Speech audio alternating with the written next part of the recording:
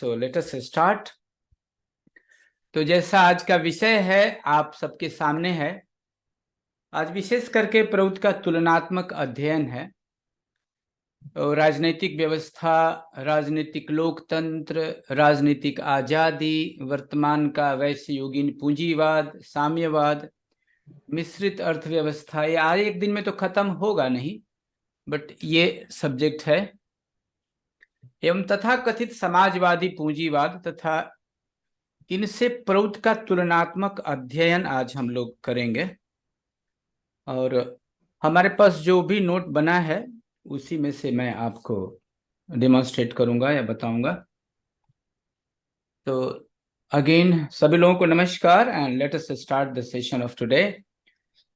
कहते हैं कि जहां तक प्रजातंत्र का सवाल है, let us go to the next slide. तो इसको हम लोग पॉलिटिकल डेमोक्रेसी कहते हैं। तो political democracy has no doubt, political democracy जो है वो आपको वोट की गारंटी तो दे दिया है कि you can vote, the voting rights is there, but it has snatched away the right of economic equality. तो consequently there is a gross economic disparity between the rich and the poor. आज धनी और गरीब में इतनी बड़ी खाई है जिसको हम लोग आज देख रहे हैं, और वो बिकॉज ऑफ पॉलिटिकल डेमोक्रेसी है। So immense inequality है in people's purchasing capacity, unemployment, chronic food shortage, poverty, and insecurity in society is rampant today. Not only in India, across the world, and that is the gift of political democracy. Democracy can only be effective and fruitful. This is what propounder of Proud PR Sarkar, Prabhat Ranjan Sarkar says, that democracy can only be effective and fruitful. कहते हैं कि जो democracy है, आज तक जितनी भी व्यवस्थाएं आई हैं उनमें अच्छी है, लेकिन इसको कारगर बनाने के लिए कुछ एलिमेंट्स का होना बहुत जरूरी है। And that is what Baba is स्टेटिंग, that this democracy can only be effective and fruitful where there is no kind of exploitation, जहां किसी तरह का शोषण नहीं हो। Every person has a certain minimum requirements, लोगों की जो मूलभूत आवश्यकताएं हैं वो उनके पास मुहैया कराई जाएं, which must be guaranteed, जैसा कि हमारा फर्स्ट प्रिंसिपल कहता है। So there may be a little adjustment in these minimum requirements as per the difference in time, space and person, जैसा कि हम लोग कल डिस्कस किए थे कि basic requirements of the people who are living in a very cold country and in a tropical area, the requirements will differ. जो public education है, दूसरा पहली बात हो गई कि लोगों की बेसिक मिनिमम रिक्वायरमेंट्स यदि पूरी नहीं होंगी तो वो क्या करेंगे, गरीबी के कारण से अपने वोट को बेचने के लिए बाध्य हो जाएंगे। जैसा कि आज होता है, 500 रुपए में आप वोट ले सकते हैं, एक पाउच दे करके वोट ले सकते हैं, मुर्गा भात खिला करके वोट से ले सकते हैं। So this kind of things exist जहां लोगों की बेसिक रिक्वायरमेंट्स की गारंटी नहीं है, and that is why this democracy is a fair today. दूसरा इसका जो मूलभूत कारण है जिसकी वजह से इसको यदि सक्सेस करना है, दूसरा है education. The public education is one of the fundamental needs for successful and smooth running democracy. एक सफल लोकतंत्र के लिए लोगों का एजुकेटेड होना बहुत जरूरी है।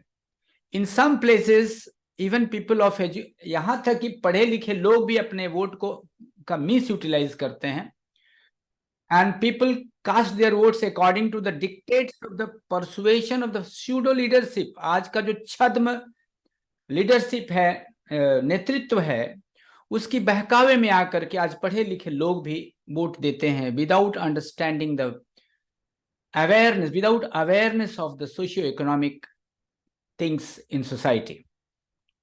तो कहते हैं कि is it not a fair in the name of democracy. तो क्या ये डेमोक्रेसी के नाम पे मजाक नहीं है?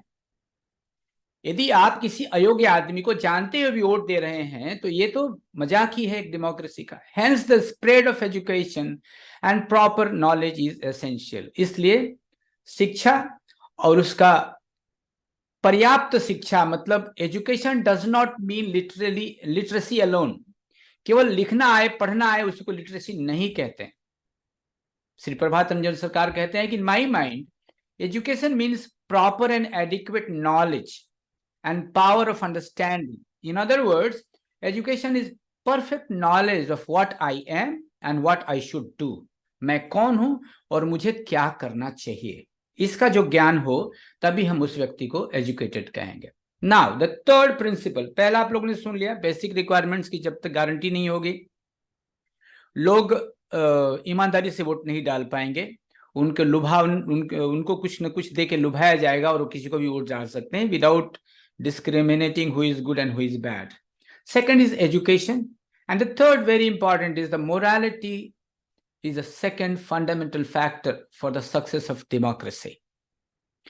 In the absence of morality, नैतिकता के अभाव में लोग अपने वोट को बेच भी देते हैं। There are few countries in the world where votes are being sold and purchased. Can we call this democracy? It is not a fair. क्या ये डेमोक्रेसी के नाम पे मजाक नहीं है? Hence, अब आते हैं सोल्यूशन क्या है। Until 51% of the population adheres strictly to the principle of morality, there is no chance of successful democracy. Where immoral persons are in the majority today in society, so the leaders will necessarily be from among them. ये बड़ी important बात है कि इस समाज में अनैतिक लोग ही ज्यादा रहेंगे, मेजॉरिटी में रहेंगे, तो लीडर्स निश्चित रूप से उन्हीं में से कोई ना कोई होगा, which is not acceptable. So in a democratic society immorality is a big issue. सो अनैतिकता जो है बहुत बड़ा इश्यू है एक डेमोक्रेसी में।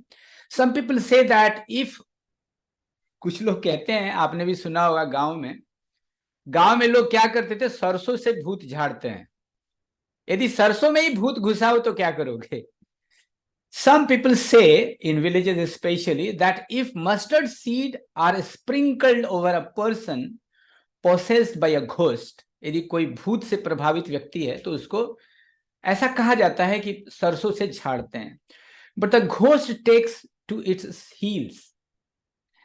But if the ghost hides in the mustard seed, मान लीजिए भूत यदि सरसों में ही घुसा हुआ हो, course there is not a ghost chance, तो उसको फिर भूत को झाड़ने का कोई स्कोप नहीं बचता है। आज जो लोग कहते हैं भ्रष्टाचार दूर करेंगे, ये ऐसा ही भूत है। तो भ्रष्टाचार जब रग रग में घुसा हुआ है, तो जब भ्रष्टाचारी ही हमारे नेता बन के आ रहे हैं तो भ्रष्टाचार दूर कौन करेगा? अरे भाई, तुम किस मुंह से कहते हो कि तुम आओगे तो भ्रष्टाचार दूर करोगे? Unless you have the definition of morality, जब तक नैतिकता की तुम्हारे पास परिभाषा नहीं है तो तुम किस मुंह से, किस लॉजिक से कहते हो कि तुम भ्रष्टाचार दूर करोगे? Similarly democracy induces sentiments like, किस किस तरह की परेशानियां समाज में आज आ रही हैं, विशेष करके डेमोक्रेसी में ड्यूरिंग इलेक्शंस। प्रोविंशियलिज्म, आज भी देखेंगे जिस स्टेट में यदि सेंट्रल की सत्ता नहीं है तो उसके साथ भेदभाव होता है। कम्युनलिज्म पे कितने प्रहार होते हैं, casteism etcetera, which are the devoid of morality, ये जो है अनैतिकता का ही कारण है। Thirdly, socio economic and political consciousness, लोगों की सामाजिक, आर्थिक, राजनीतिक जो सोच है उसके बारे में यदि सजगता नहीं रहेगी, जागरूकता नहीं रहेगी, जानकारी नहीं रहेगी, जो कि बहुत जरूरी है फॉर अ सक्सेसफुल डेमोक्रेसी। तो जैसा पहले मैं बताया था, educated people also may be misguided by the shrewd and cunning politicians. एक चतुर और कपटाचारी जो नेतागण हैं, जो पॉलिटिशियंस हैं, उनके द्वारा एक पढ़ा लिखा व्यक्ति भी भरमाया जा सकता है if they are not sufficiently convergent with socio economic and political issues. यदि वो सामाजिक, आर्थिक और पॉलिटिकल, राजनीतिक इश्यू से अवेयर नहीं है तो उनको भी लोग बलगरा सकते हैं, नेता लोग, अपनी मीठी मीठी बातों में। So democracy can be successful only when people imbibe these three kind of consciousness, that is, they must be aware about the social issues, economical issues, and political issues. So the welfare of the society is not possible either in theory or in practice. So the intellectuals therefore must never encourage unrealistic ideas of this sort. तो ये आप ही लोगों से उम्मीद है कि इन समस्याओं को और सॉल्व करेंगे। अंत में एक बात कहते हैं, मैं शुरू में बता देना चाहता हूं, क्योंकि डेमोक्रेसी है तो लेट अस टॉक पॉजिटिव। तो सक्सेस कब होगी? पहली रिक्वायरमेंट है कि बेसिक मिनिमम रिक्वायरमेंट्स जब लोगों की रहेंगी तो उनको कोई 500 रुपए में या कोई थोड़ा सा प्रलोभन नहीं दे पाएगा और वो अपने कॉन्शियस का सही डिसीजन कर सकता है। यदि वो पढ़ा लिखा रहेगा तो वो बातों को समझ सकता है कि who is fooling me and who is telling the fact. वो लोगों को जानता है कि ये अच्छे हैं, ये अच्छे नहीं हैं। और तीसरी जो बात आ रही है वो आ रही है कि social, economical and political awareness. इतना तो ज्ञान हो कि आजकल समाज की क्या स्थिति है, इकोनॉमिकल क्या स्थिति है, पॉलिटिकल क्या स्थिति है। So the only solution is an enlightened benevolent dictatorship. यहाँ एक वर्ड है एनलाइटेंड, ये वर्ड है, ये बहुत ग्रेविटी को लेके चलता है। तो बाबा एक कहते हैं कि देखो, जब तक कोई तीसरी व्यवस्था नहीं है तब तक तो डेमोक्रेसी के लिए, जैसा कि हमने 3 चीजों को गिनाया, यदि वो रहे तो डेमोक्रेसी चल सकती है सक्सेसफुली। यहां एक मुझे बात याद आ रही है, आप लोग भी जानते हैं कि जो अपने आप को डेमोक्रेसी का अगुआ कहता है, लोकतंत्र का अगुआ कहता है, वो कौन है? The developed country like United state. अभी हाल में जब बाइडेन और ट्रंप के बीच में जो इलेक्शन हुआ था, आपको पता है कि there was hardly 0.3% difference in the voting of the other one party and other party. There were only 2 parties, and both were claiming that I am the winner. हम ये कहना चाहते हैं स्टेटमेंट दे करके कि जो डेमोक्रेसी है, जो आजकल जो पॉलिटिकल डेमोक्रेसी है, वो किस हद तक जा सकती है। इवन आप पढ़े लिखे और जागरूक रहें तब भी, अब अमेरिका को तो नहीं कहा सकता है कि वहां अनपढ़ लोग हैं, ये नहीं कहा सकता है कि वहां पर सोशियो इकोनॉमिकल अवेयरनेस नहीं है, ये नहीं कहा जा सकता है कि उनके पास बेसिक मिनिमम रिक्वायरमेंट्स की कमी है। In spite of all that, morality was not there, and that is how in future democracy is going to suffer very badly, and it is suffering. Everybody is experiencing this. So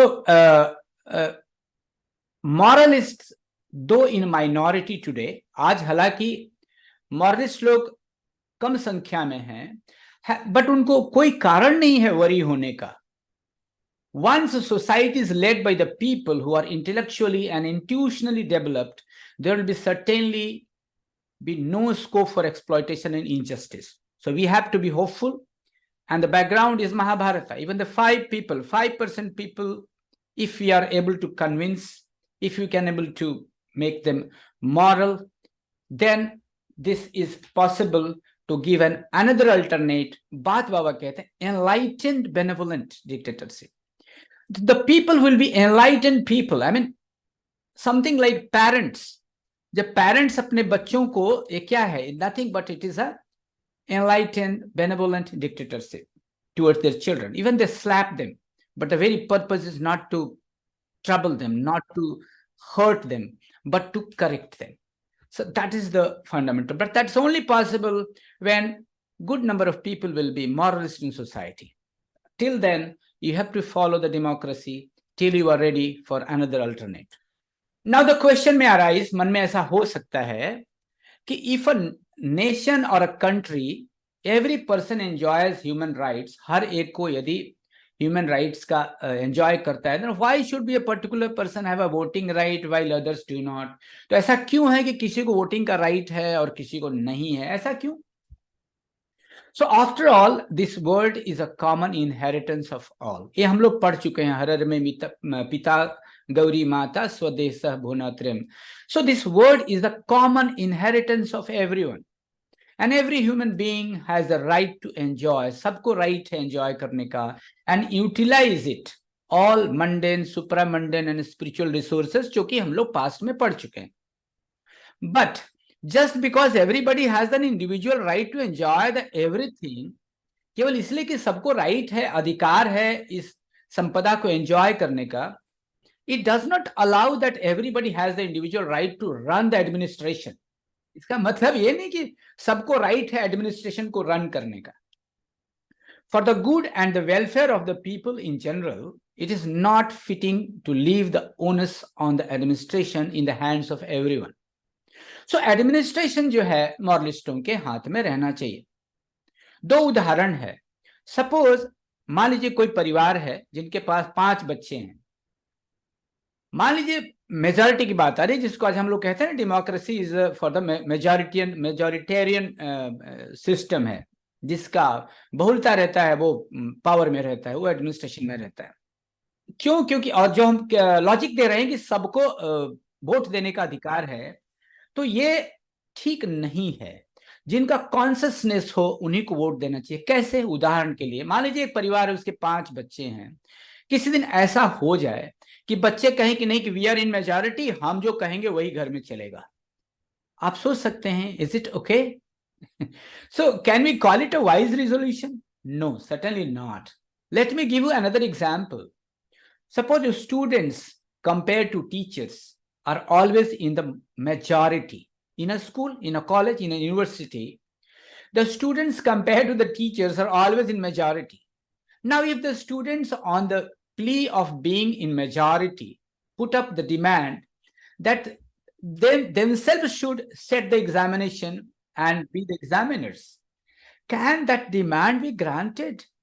So you see, democracy is not a very good simple system, but unless an alternative, जब तक कोई दूसरा विकल्प नहीं है तब तक हमको डेमोक्रेसी को मान के चलना पड़ेगा। क्योंकि जितनी भी व्यवस्थाएं हैं आज, उनमें से डेमोक्रेसी अच्छी है, लेकिन इसको सक्सेसफुल होने के लिए हमने बताया कि 2-3 चीजों का होना बहुत आवश्यक है। नैतिकता का होना, मनुष्य का एजुकेटेड होना, social, political and economic awareness का होना बहुत जरूरी है। नाउ ये तो हो गई बड़ाई कि कैसे डेमोक्रेसी को यदि सक्सेस बनाना है तो हम क्या क्या बिंदु रहने से जो पॉलिटिकल डेमोक्रेसी है, राजनीतिक जो गणतंत्र है या लोकतंत्र है, वो सक्सेस होगा। ये हम लोग पढ़ लिया। नाउ द कॉन्सेप्ट, जो सबसे बड़ा जो लैकुना है यहाँ पर, there are 3 powers in the society. One is political power, another is economic power, and third is cultural power. And here in democracy, what is happening is centralization of political power is already there. That is, राजनीतिक शक्ति का केंद्रीकरण तो है ही। Centralization of economic power is also there. आर्थिक शक्ति का भी केंद्रीकरण है। Whereas we differ. और कहते हैं कि जब पॉलिटिकल पावर और इकोनॉमिक पावर जब आपस में हाथ मिला लेते हैं, जैसे आज हो रहा है, they become more powerful.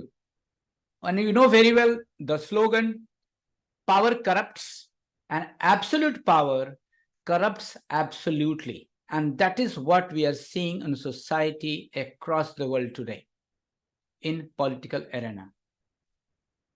So there are some demerits of political democracy.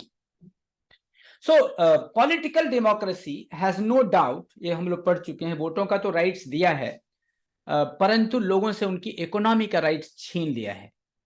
ये आज हम लोग देख रहे हैं, कोई खाते बिना मर रहा है, कोई खा खा के मर रहा है। So this disparity has to be eliminated and this is the gift of political democracy.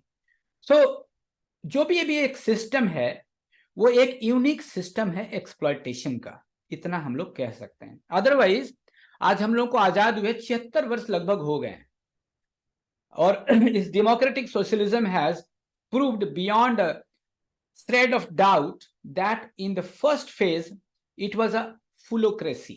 यही समझ में आता है। In the second phase it has become a gundocracy, which you are observing today in politics, due to the massive erosion of spiritual and moral values and concentration of wealth in the hands of black marketers, कह सकते हैं। In all the democratic countries of the world, economic power is concentrated in the hand of few individuals or the groups. So in liberal democracies, economic power is controlled by the handful of capitalists, while in the socialist countries, like communist countries, economic power is concentrated in the small group of party leaders. this is no way accepted. So the majority is a must for the candidature. ये बड़ी खूबसूरत बात है, आप लोग बहुत आराम से समझ सकते हैं आज समाज में हो क्या रहा है। हम लोग कहते हैं कि मेजॉरिटी का गवर्नमेंट होना चाहिए, बट आजकल जो है the defect with today's system can be explained through the following example. एक उदाहरण से इसको समझ सकते हैं। Take the case of the candidate standing for election. मान लीजिए कोई कैंडिडेट इलेक्शन में खड़ा हो रहा है। Suppose two candidate gets 30% votes each, while the third candidate gets 40% vote. Out of 100, 30, 30, 40.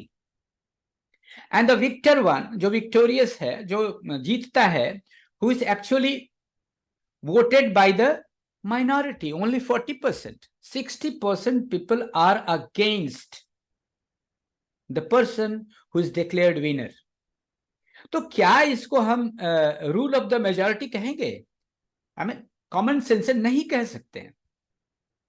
So unless people are getting 51% vote, you cannot say that this is the majority. The fellow has won with majority. And this is the lacuna. So the cunning politicians take advantage of this shortcoming to confuse people and attain power.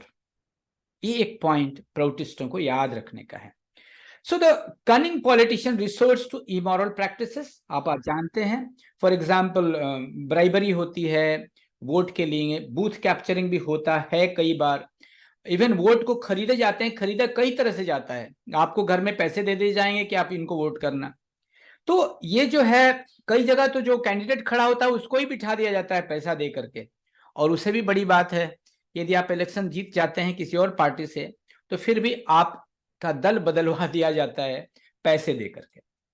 So in liberal democracy capitalists manipulate the mass media, जो हम आज देखते हैं, such as radio, TV, newspapers. While in the socialist democracy, जो communist country है, the bureaucrats lead the country to the brink of destruction, जो कि हम देख चुके हैं। So in both form of democracy, there is a little scope for honest, competent leaders to emerge in society, and virtually no possibility for the economic liberation of the people in political democracy. So the political democracy creates criminals, encourages exploitation, and throws common people in an abyss of sorrow and suffering. And that is, these we are counting the defects, the demerits of political democracy. तो जैसा मैंने शुरू में ही बताया कि to major जो इल effect है वो ये है कि politics has been centralised, that is the centralisation of political power and centralization of economic power. Both are centralized, and that is why it has become more powerful, and crony capitalism is playing its game across the world too, and taking the advantage of political democracy. तो कुछ इल effect हम लोग गिनाएंगे राजनीतिक लोकतंत्र की जो खामियां हैं उनमें, जैसे कि इल इफेक्ट इनके क्या है। तो सेंट्रलाइज्ड पॉलिटिकल पावर का क्या इल इफेक्ट है? तो सेंट्रलाइज्ड पॉलिटिकल पावर का हम पहले इल इफेक्ट देखते हैं। पॉलिटिकल टायरेनी होता है, जो पावर में होता है वो इतना पावरफुल होता है, आप समझ सकते हैं, वो कुछ भी कर सकता है। तो रैम्पेंट करप्शन भी होता है इसीलिए कि वो पावर में है। एब्यूज ऑफ एडमिनिस्ट्रेटिव पावर होता है। इनसिक्योरिटी इन सोसाइटी, समाज में इनसिक्योरिटी का भाव रहता है। इवन वोट रिगिंग्स होता है। फॉल्स प्रॉमिसेस किए जाते हैं, कोई कुछ बोलने वाला नहीं है। कोई आके बोल दिया हम 2 करोड़ जॉब देंगे, कोई बोला हम 10 लाख आपको जॉब देंगे, वो करे ना करे उसको आप कोर्ट में नहीं घसीट सकते। तो ये जो फॉल्स प्रॉमिसेस हैं, ये इंटरमीडिएशन जो है, बिचौलिए का काम, कोई किसी पार्टी से हुआ फिर किसी और पार्टी में चला गया। Right to cast vote depends on age, ये भी बहुत बड़ा फैक्टर है। कोई व्यक्ति 21 साल की उम्र पा ले तो जरूरी नहीं कि उसके पास इतना सोशल पॉलिटिकल और इकोनॉमिक अवेयरनेस आ गया है कि वो इतना समझदार हो गया है कि वो वोट दे सकता है। और election depends on the party affiliation. हम पार्टी को वोट देते हैं, व्यक्ति को वोट नहीं देते हैं, विच इज अ बहुत बड़ी गलती है। हम एक पार्टी को हम वोट देते हैं, हम लैंप पोस्ट को वोट देते हैं, चाहे वो कोई भी खड़ा कर दे आदमी, कितना भी गुंडा मवाली किसी को भी खड़ा कर दे अपना वोट जीतने के लिए, जिसका वहां पर प्रभाव है, हम उसी को वोट देते हैं। So we are govern by the people in centralized political power, they are govern by the party affiliation. So ये सब पॉलिटिकल पैटर्नेज के ऊपर जाता है, एक आदमी का नाम लेकर के पूरा पार्टी जीतता है। इलेक्शन एक्सपेंडिचर आप लोग समझ सकते हैं, उसके लिए एंटी सोशल प्रैक्टिसेस अपनाई जाती हैं। Political democracy changes its face time to time. In the first phase फुलोक्रेसी कह सकते हैं, इन द सेकेंड फेज गुंडाक्रेसी कह सकते हैं, in the third phase demonocracy कह सकते हैं। ऐसे बहुत एग्जाम्पल आपको अपने यहाँ मिल जाएंगे। तो ये हम लोग गिन रहे थे कि सेंट्रलाइजेशन, जो केंद्रीकरण है राजनीति का, उसकी क्या क्या खामियां हैं, और यही कारण है कि इस सिस्टम का फायदा उठा करके जो कैपिटलिस्ट जो हैं वो अपना हाथ धोते हैं, और concentration of wealth in the hands of the black marketers के हाथ में कंसंट्रेशन वेल्थ हो जाता है, काला बाजारी बढ़ती है। Candidate in the election who is actually voted by the minority wins the election, hence no rule of majority. अभी हमने एग्जाम्पल देखा कि 3 कैंडिडेट हैं, कोई 30%, एक को 40% वोट मिलता है, तो जो 40% वोट पाता है उसको डिक्लेयर करते हैं कि वो जीत गया। बट सच्चाई ये है कि 60% लोग उसके अगेंस्ट में हैं। He cannot be called that he has won the rule of majority, इसको हम नहीं कह सकते हैं, कॉमन सेंस है। So the cunning politicians resort to immoral practices, ये हम सब जानते हैं। So capitalist manipulate the mass media, आज भी होता है, and creates criminals and encourage exploitation. अब हम आते हैं कि सेंट्रलाइजेशन ऑफ इकोनॉमिक पावर की वजह से क्या क्या होता है। तो ग्रॉस इकोनॉमिक डिस्पैरिटी होती है, इतना भेदभाव होता है, गरीब और अमीर की खाई बढ़ती है, इनइक्वालिटी इन परचेसिंग कैपेसिटी, लोगों की जो अपने बेसिक रिक्वायरमेंट्स को खरीदने की परचेसिंग पावर की कमी होती है, फूड शॉर्टेज होती है, गरीबी होती है, यूनिक सिस्टम ऑफ एक्सप्लॉयटेशन, शोषण करने के तरह तरह के तरीके अपनाए जाते हैं। तो इसमें हम कॉन्स्टिट्यूशन का भी दोष दे सकते हैं। एक मैं एग्जांपल दे सकता हूं कि हमारा कॉन्स्टिट्यूशन कहता है कि everybody has a right to live. Fine, बहुत अच्छा लगता है सुनने में, बट आदमी जिएगा कैसे? उसको मिनिमम रिक्वायरमेंट्स की परचेसिंग कैपेसिटी तो देनी होगी, अदरवाइज क्या वो हवा पी के जिएगा? सो ये जो सिस्टम्स हैं, इनके रूट पे क्वेश्चंस किया जा सकता है। So they are all managed, they are political, they are not authentic, it seems. So three main problems in planning system for geo sentiment, इसमें बहुत बार लोग हमको कैसे बहकाते हैं कि क्या हिंदू मुस्लिम के अगेंस्ट में बहकाते हैं, मतलब किसी मंदिर मस्जिद के नाम पे बहकाते हैं। तो ये पूरे दुनिया में ये चलता रहता है। तो जियो सेंटिमेंट दे करके, प्रोविंस का सेंटिमेंट दे करके कि हमारे देश का सवाल है, तो इस तरह के सेंटिमेंट दे करके हम लोगों को, सोशल सेंटिमेंट और जियो सेंटिमेंट दे करके ये लोग हम आम आदमी को बहका करके और इलेक्शन जीत करके मस्ती करते हैं। I must say that. So the lack of detail knowledge about the local conditions, bureaucratic bottlenecks, ये है कि ब्यूरोक्रेट्स की भी परेशानियां हैं इसमें, and concentration of wealth in few individual and groups.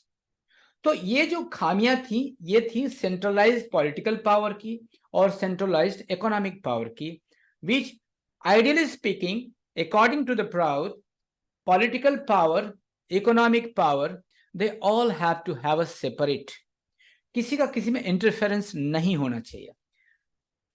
इसी तरह से जब हम लोकतंत्र की बात करते हैं, तो एक जैसे अभी हम लोगों ने सुना पॉलिटिकल डेमोक्रेसी क्या होता है, राजनैतिक लोकतंत्र क्या होता है। अब हम आर्थिक लोकतंत्र, हमारा प्रवृत्ति का ये है आर्थिक, हम जब लोकतंत्र की बात करते हैं तो हम आर्थिक लोकतंत्र की बात करते हैं। उसका जो बेसिक पॉइंट जो हमने बोला कि अभी जो पॉलिटिकल डेमोक्रेसी में आपका जो राजनीतिक लोकतंत्र है, वो जो आपका इकोनॉमिक पावर है, वो दोनों हाथ मिला के रहते हैं, तो बहुत पावरफुल हो जाते हैं, इसलिए लोगों का शोषण होता है।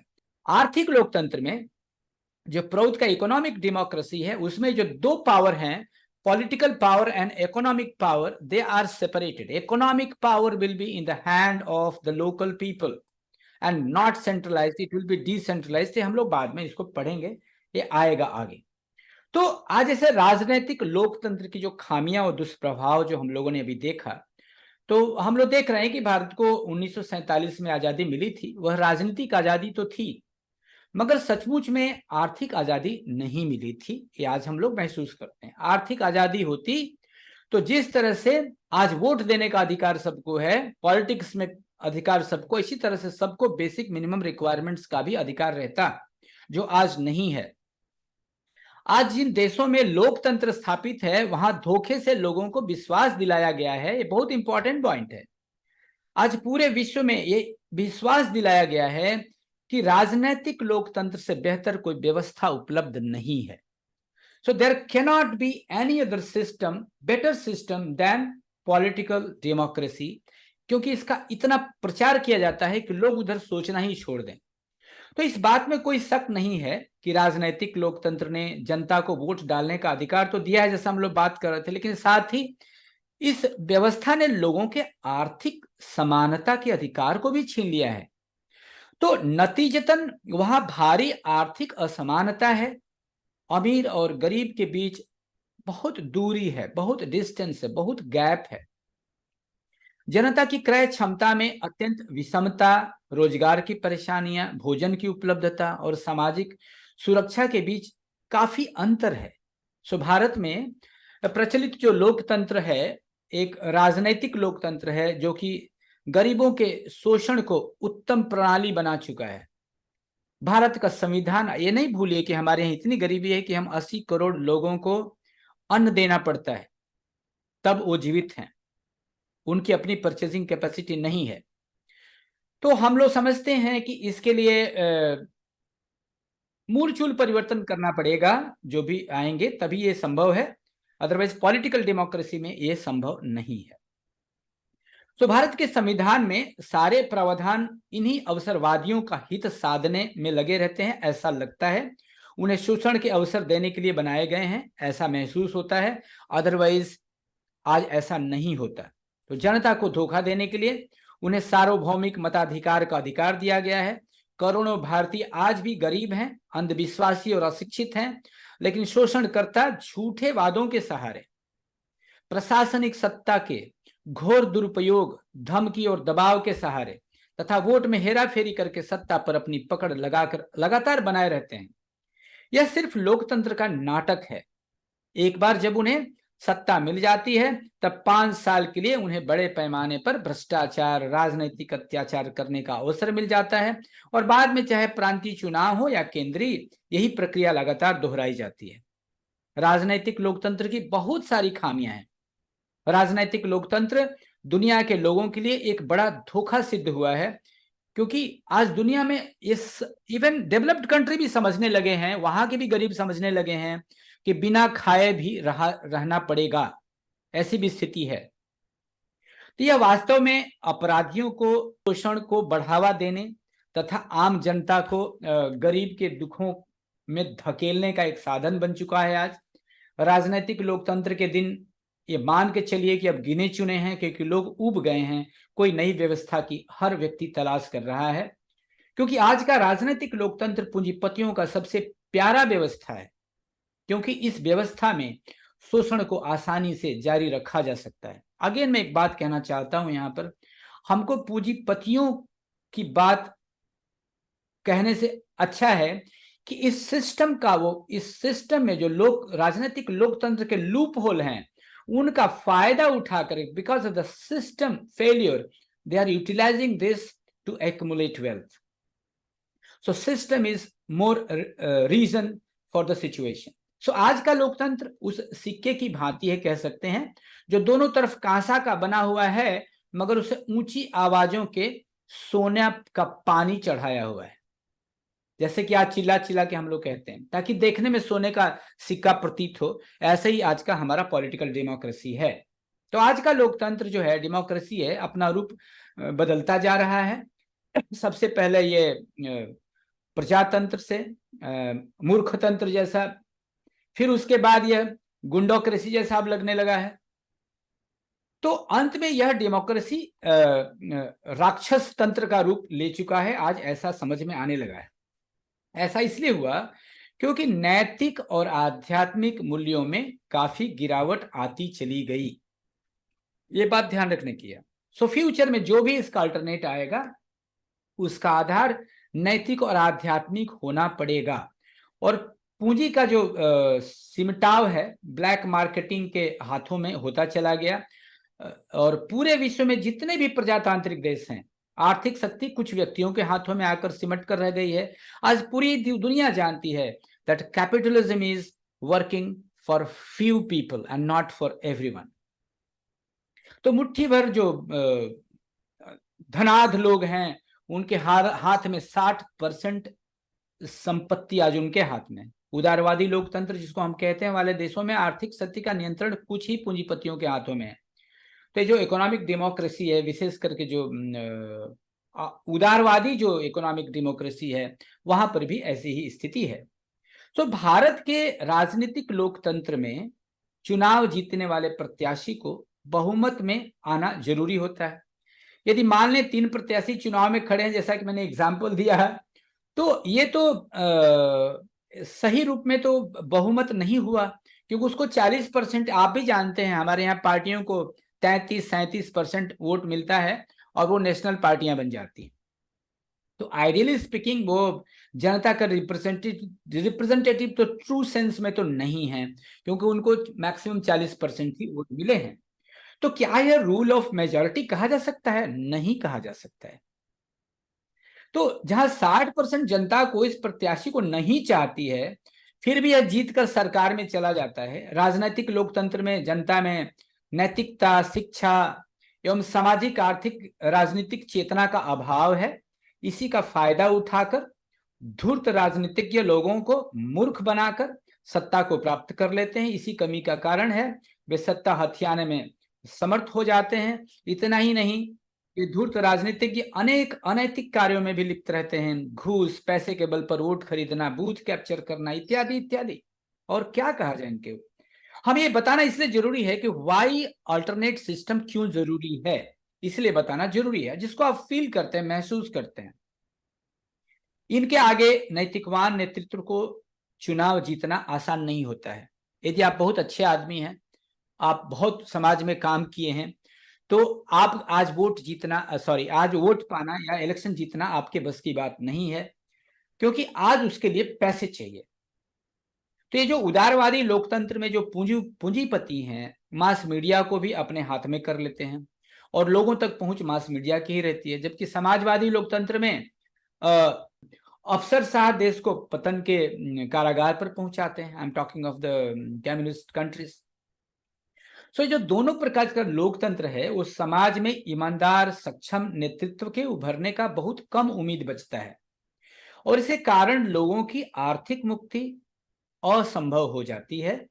राजनीतिक लोकतंत्र पॉलिटिकल डेमोक्रेसी अपराधियों को सृजित करता है और शोषण को बढ़ावा देता है और लोगों को दुख एवं संताप की खाई में ढकेल देता है, ऐसा आज महसूस होता है। इसके अलावे राजनीतिक लोकतंत्र में अन्य निम्नलिखित खामियां भी हैं, जैसे राजनीतिक निरंकुशता रहती है, अत्याचार, जुल्म, अन्याय, क्रूरता। आज किसी लीडर को देखिए ना, चलता है तो किस तरह से आपसे बात करता है। कभी आप खड़े हो जाए तो पहले तो लगेगा कि कोई भी हो, एक बार चुनाव उसके सामने आप खड़े हो जाए, हम अक्सर ऐसे लोग मिलेंगे जो तमीज से बात भी नहीं करते हैं। सो तेजी से फैलने वाला ये भ्रष्टाचार है, प्रशासनिक शक्ति का दुरुपयोग होता है, समाज में असुरक्षित लोग महसूस करते हैं, वोट के लिए प्रचार एवं पैसे में खरीदा जाता है, झूठे वादे करना नेताओं द्वारा एक प्रक्रिया है, धमकी देने की प्रक्रिया है, वोट देने का मापदंड उम्र माना गया। There should be awareness. चुनाव का लड़ना पार्टी से जुड़ा होता है, न कि व्यक्ति से, जबकि व्यक्ति से जुड़ा होना चाहिए कि व्यक्ति यदि अच्छा है तभी ना हम उसको वोट देंगे, क्योंकि वो हमारा रिप्रेजेंटेटिव बनने जा रहा है। तो चुनाव में काफी मात्रा में खर्च भी होता है और असामाजिक गतिविधियां, अभ्यास, अनैतिक अभ्यास, राजनीतिक शक्ति के केंद्रीकरण के कारण ये सब देखने को मिलता है, और इसीलिए समाज में काफी बड़े मात्रा में आर्थिक असमानता है। तो अब हम थोड़ा सा देखते हैं कि हमारे भारत में जो लोकतंत्र है, ये तो हमारे पूरे विश्व की बात कर लिए। तो लोकतंत्र, ये हम अभी सब्जेक्ट पे आते हैं कि लोकतंत्र या प्रजातंत्र और आज के भारत का वर्तमान जो मल्टी पार्टी डेमोक्रेसी सिस्टम है, तो और उसकी खामियां क्या हैं। तो परिभाषा है डेमोक्रेसी की, where the government is elected by the people through restricted और जनरल फ्रेंचाइज, जनता के द्वारा सीमित या सामान्य मतदान के माध्यम से सरकार का निर्वाचन। This is the definition of democracy. हम आगे आते हैं क्यों ऐसा हम कह रहे हैं। तो democracy is defined as the government of the people, by the people and for the people, the pious and trusting wishes of masses. ये जो है, इनकी सारी आकांक्षाएं उसमें मिली रहती हैं। और गणतंत्र और डेमोक्रेसी जो है represents the spirit of government characterized as government of the people, for the people, but by the people's representatives। क्योंकि हम तो डायरेक्ट तो हम गवर्निंग करते नहीं, हम तो अपने रिप्रेजेंटेटिव के थ्रू ही गवर्न करते हैं, गवर्नमेंट में रहते हैं। तो इसी तरह से एडल्ट फ्रेंचाइज जो सफरेज है, plays an important role in democracy. Right to cast a vote, vote देने की जो प्रक्रिया है, एज है, सपोज 21 साल है, तो वास्तव में देखा जाए तो बहुत लोग ऐसे हैं जो 21 साल के कम हैं, फिर भी उनके यहाँ अवेयरनेस है। वो politically, economically and what you call culturally, they are very much aware about the society. बहुत ऐसे भी लोग हैं जो 21 की उम्र तो पा गए हैं, लेकिन उनके पास सामाजिक, आर्थिक और राजनीतिक सोच की या सोच विचार की कमी है। इसलिए age cannot be the parameter for the voting. So misleading lectures of the leaders, एक बहुत कॉमन चीज पाई जाती है कि लीडर्स कुछ भी बोल के निकल जाएंगे, आप उन पे केस नहीं कर सकते। फॉर एग्जाम्पल, वो अपना मैनिफेस्टो देके जाते हैं, हम आएंगे तो ये करेंगे वो करेंगे, यदि नहीं भी करते हैं, you can not challenge them in court, and this is a big lacuna in democracy.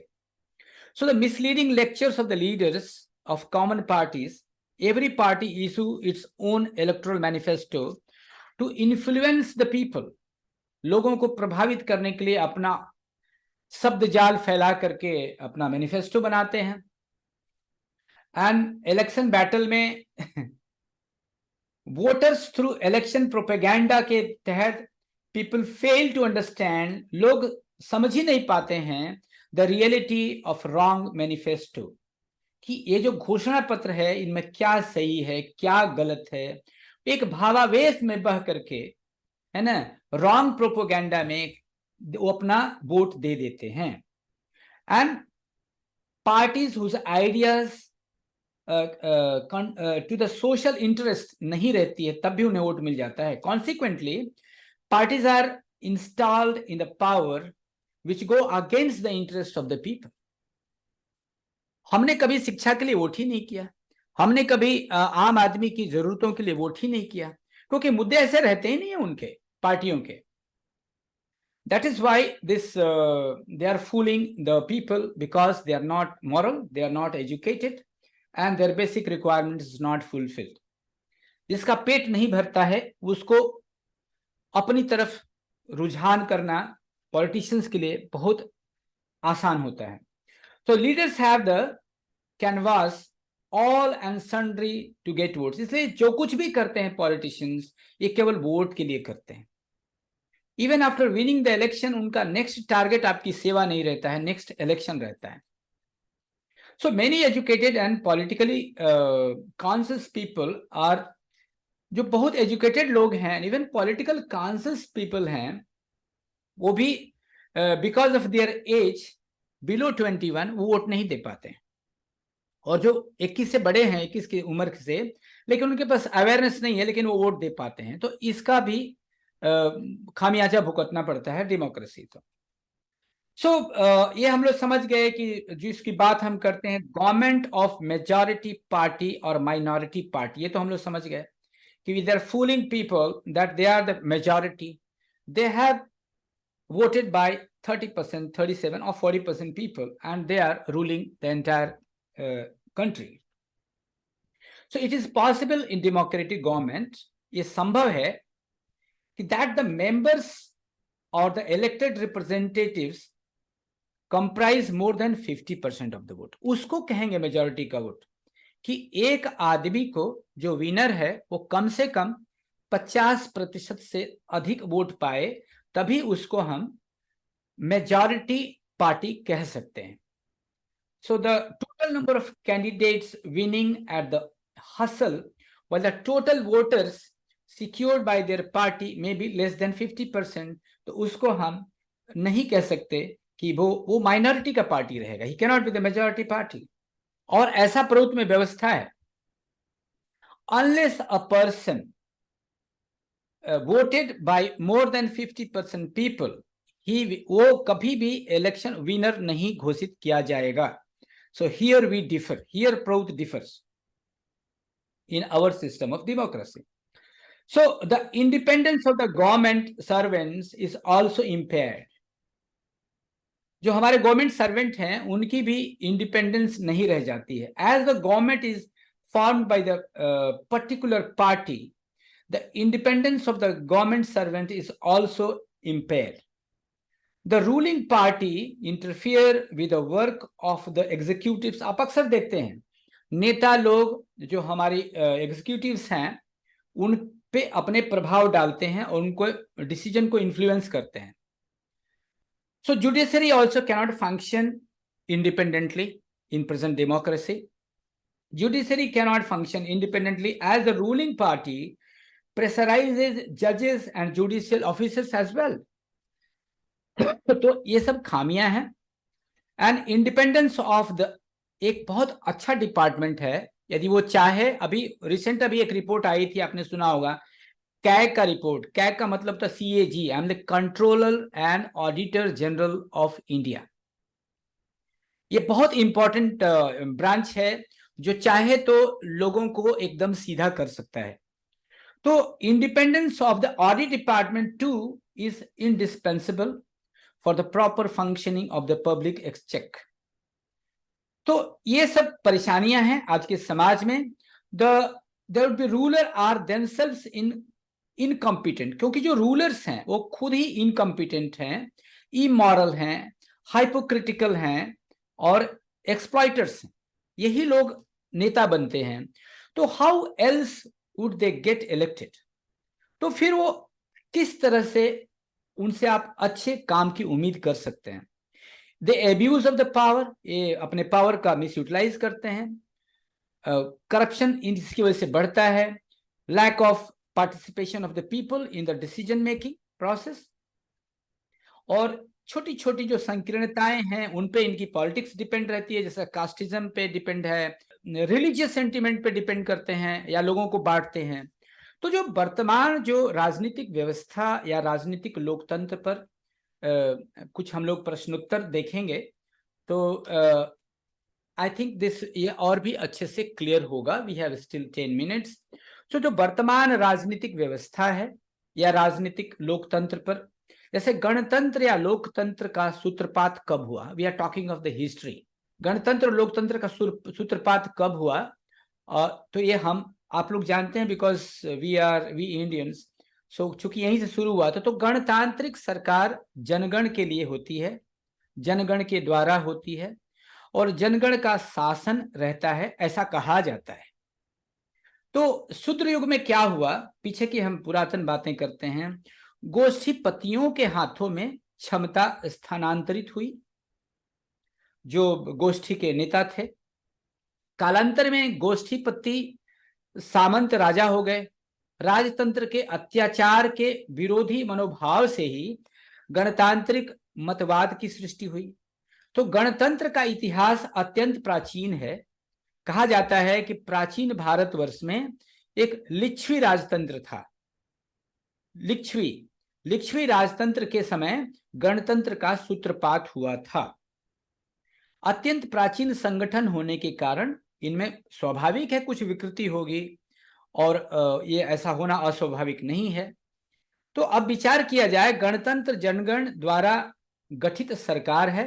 तो ऐसा कहते हैं कि निर्दिष्ट उम्र में पदार्पण करने से ही क्या बोधि शक्ति या विचार शक्ति उत्पन्न होती है?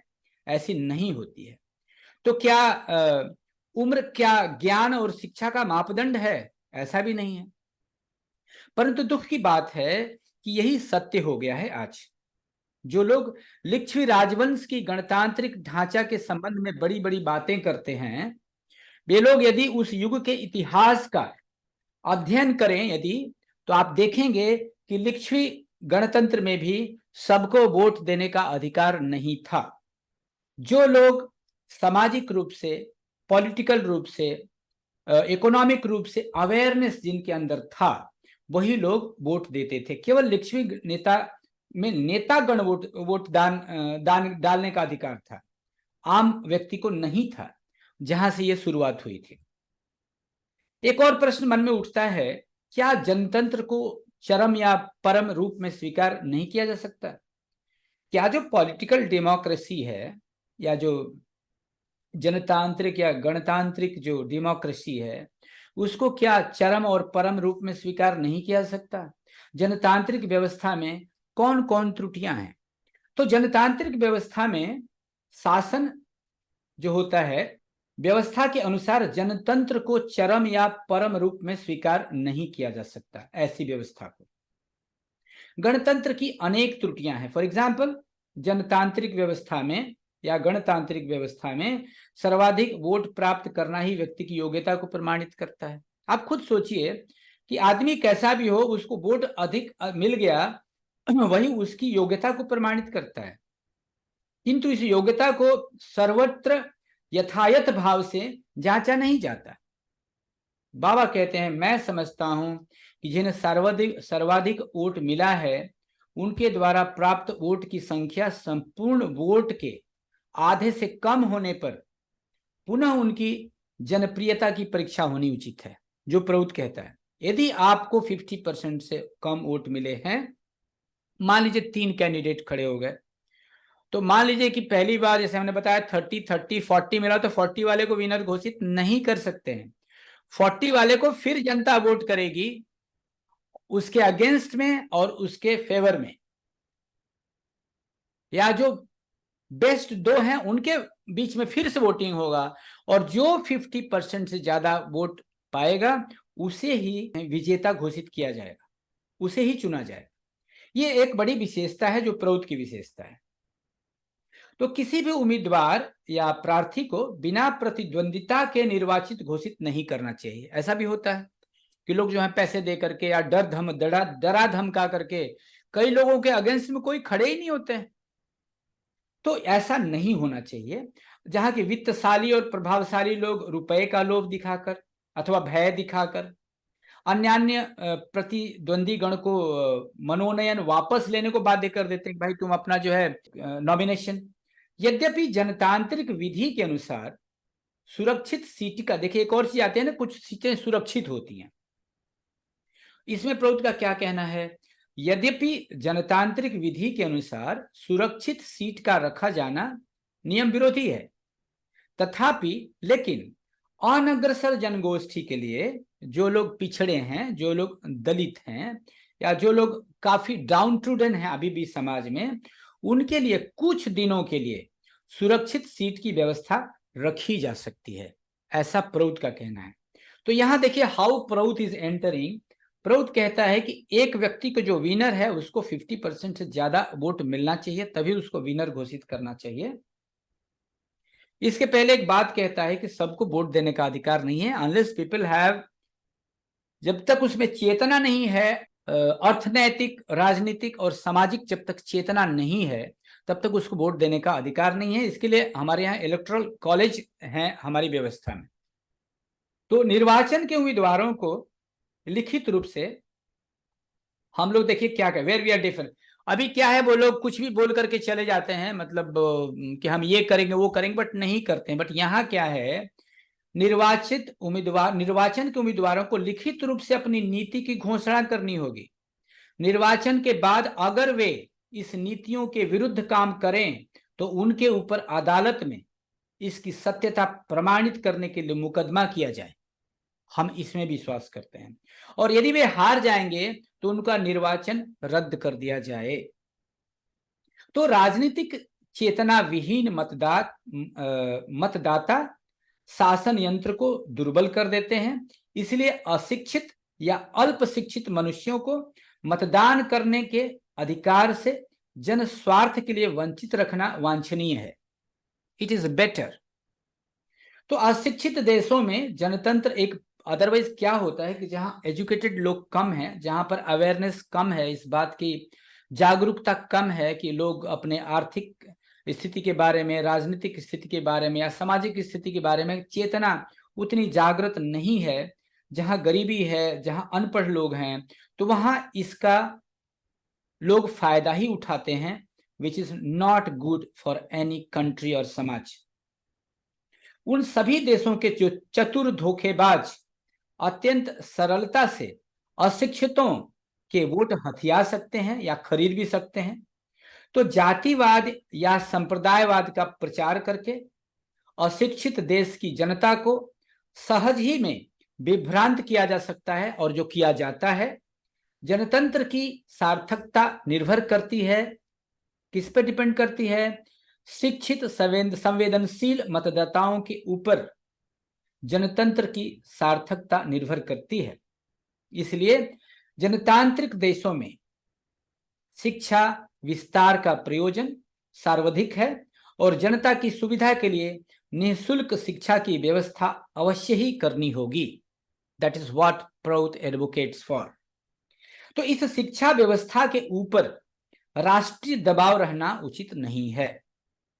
तो आज की तारीख में दुनिया के लगभग सभी देश एक प्रकार के लोकतंत्र, जिसको हम राजनीतिक लोकतंत्र कहते हैं, पॉलिटिकल डेमोक्रेसी कहते हैं, की परिधि में आ चुके हैं। और ये जितने भी लोकतंत्र हैं, चाहे वो उदार लोकतंत्र हो जैसे अमेरिका, ब्रिटेन, फ्रांस, कनाडा आदि में है, समाजवादी लोकतंत्र है जैसे कम्युनिस्ट कंट्री में चलता है, रूस है, चाइना है, वियतनाम है, और इसी तरह से आर्थिक लोकतंत्र, उदार लोकतंत्रवादी देशों में जनता की स्थिति उतनी खराब नहीं है जितनी कि साम्यवादी लोकतंत्र में है। एक कंपैरिजन के लिए कहा जा रहा है, लेकिन दोनों ही जो हैं वो राजनैतिक लोकतंत्र कहा जा सकता है, पॉलिटिकल डेमोक्रेसी कहा जा सकता है, क्योंकि यहाँ की व्यवस्था आर्थिक एवं राजनैतिक केंद्रीकरण पर आधारित है। Centralisation of economic and political power इसी पर आधारित है, इसलिए इनको पॉलिटिकल डेमोक्रेसी कह सकते हैं। सो लोकतंत्र की सफलता के लिए मुख्यतः 3 घटक आवश्यक हैं। यदि हम मान लीजिए कि आज की डेमोक्रेसी को हम सक्सेसफुल करना ही चाहते हैं, हम लोग पहले भी सुन चुके हैं, तो ये 3 तत्व तो हमेशा याद रखिएगा कि यदि डेमोक्रेसी को सक्सेसफुल करना है तो लोगों को नैतिकवान होना पड़ेगा, शिक्षित होना पड़ेगा, सामाजिक, आर्थिक, राजनीतिक चेतना उनमें आनी पड़ेगी, और एक मूल बात है वो है कि सबके पास बेसिक मिनिमम रिक्वायरमेंट्स, मूलभूत आवश्यकताओं, न्यूनतम मूलभूत आवश्यकताओं की गारंटी होनी चाहिए, तभी वहां पर इस तरह की डेमोक्रेसी सक्सेसफुल हो सकती है, अन्यथा नहीं। मैं समझता हूं कि आज हम लोग, क्योंकि ये बहुत बड़ा चैप्टर है, let us close it here. इसको अगले दिन फिर हम लोग खत्म करेंगे। And thank you very much, आप सब लोगों को धन्यवाद। और आई थिंक ये फास्ट में इसलिए गया कि ये सारी बातें आप जानते हैं, आप झेलते हैं अपने दिनचर्या में। अनुज देव जी, पटना, बोलिए। नमस्कार जी। दादा, जो इलेक्टोरल कॉलेज का जिक्र किया आपने प्लॉट में, तो उसमें जो इलेक्ट्रो सिस्टम है उस पर थोड़ा विस्तार से समझाने का प्रयास करें। इलेक्ट्रो सिस्टम आएगा दादा, आगे आएगा। अभी तो हम लोग बेसिकली हम लोग तो आज के जनतांत्रिक जो व्यवस्था है उसकी खामियां आज हम लोग सुने हैं। That will come in time, वो सब आएगा। अब जब आप इकोनॉमिक डेमोक्रेसी में जाएंगे, आने ही वाला है, so there we will learn all in detail.